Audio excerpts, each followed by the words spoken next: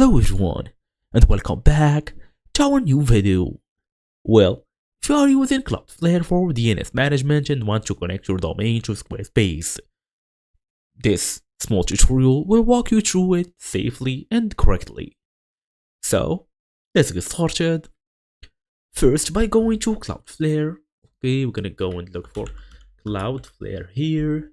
Internet service company, we're gonna tap on it, connect protection built everywhere. This is the one. After this, you should go to your dashboard by logging in using your email address and password. After this, select your domain. Then go to the DNS settings, click on the DNS tab. Then make sure to see all of them informations. We're gonna go back for Squarespace now. Go look for it in Google or Bing or whatsoever. Use your email address and password to log in. Then we're gonna go to settings here. Domains and email. Domains. Use the domain I own. Paste your domain here.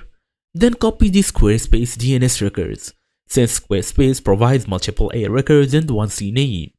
After this, go and add the A records in Cloudflare. Paste all A records pointing to Squarespace IPS. Then add the C name record. Point the C name to Squarespace verify link. Then disable the Cloudflare proxy. It's basically the orange cloud, we all know this. Set all Squarespace records to DNS only, then wait for the propagation. It will maybe take 1 to 24 hours. As a small tips, proxy mode must be off for Squarespace, and also do not enable HTTPS redirect until domain fully connects.